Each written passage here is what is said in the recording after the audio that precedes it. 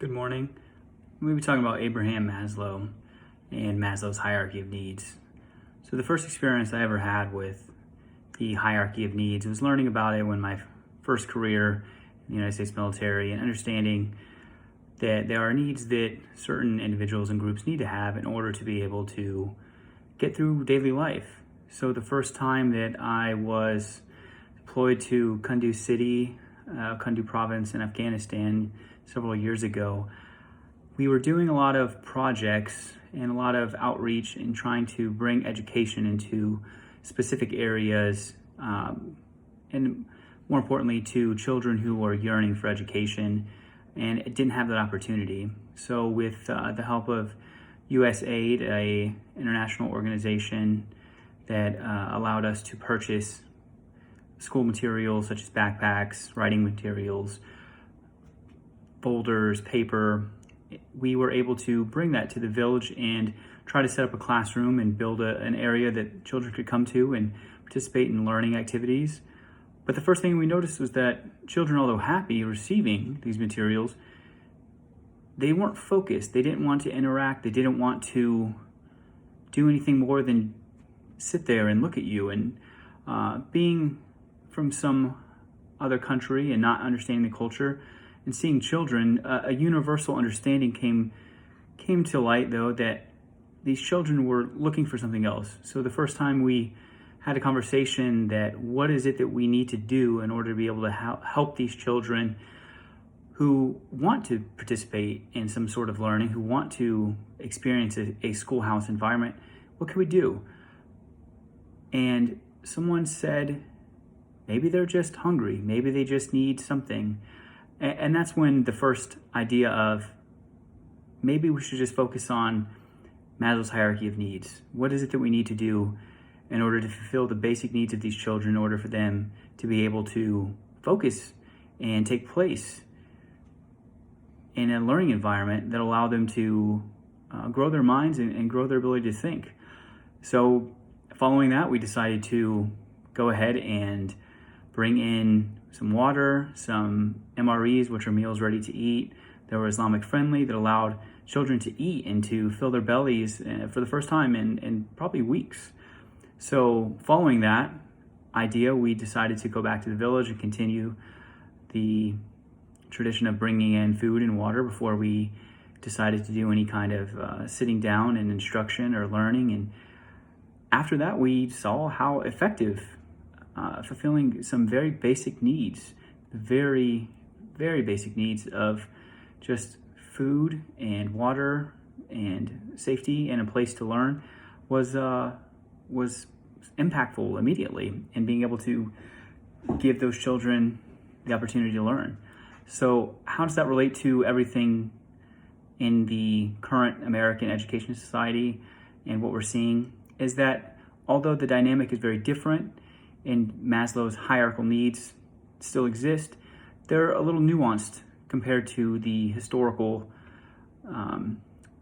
presentation of his original needs. Not everyone agrees that Maslow's needs are a hierarchical nature. Some people, especially critics, recently have suggested that Maslow missed quite significantly on the social connection that humans need.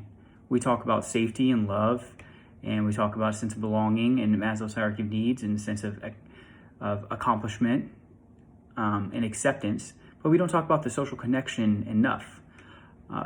Very prominent article in 2012 from Forbes criticizes Maslow's hierarchy of needs, saying that it is not hierarchical and that every person has an individual, almost spiderweb effect to it, in which your own spider web connects your hierarchical needs, and that based on the evolution of your life, the age, the economic well-being, the health that you're going through, all of those needs are subject to change and movement, and they're very fluid. They are not fixed or static, as Maslow stated in his current hierarchical needs.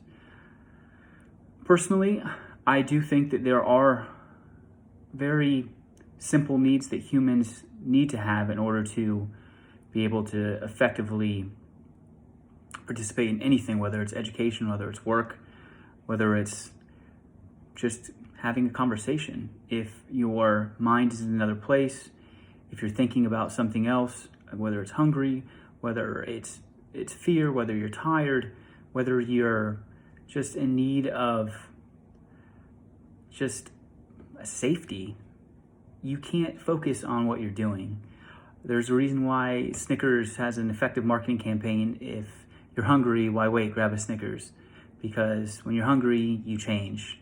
So if adults can understand and acknowledge that hunger has such an effect on them in their everyday life, why is it that children in a classroom, especially young children who are learning to control their emotions, be able to participate in the learning process and be engaged in learning and participate and communicate and grow social connections if their basic needs aren't met? Those psychological needs of the humanistic philosophy that Abraham Maslow created in his original theory of motivation, in that without fulfilling those basic needs, humans won't be able to commit to anything longer than momentary.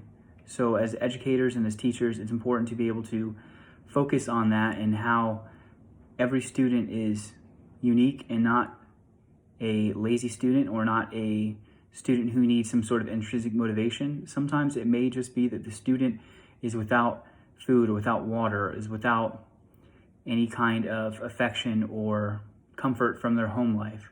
So as teachers and educators and as school administrators, steps need to be made to ensure that students have the ability to have water in class, have healthy snacks available for students who are hungry, and also have an ability to be able to provide counseling, and also to be a teacher who exhibits Christ-like character for students to see every day when they come to their classroom. That's an environment that is safe, it is routine, and it's methodical in the way that this child's day goes, and that it's something that they can look forward to.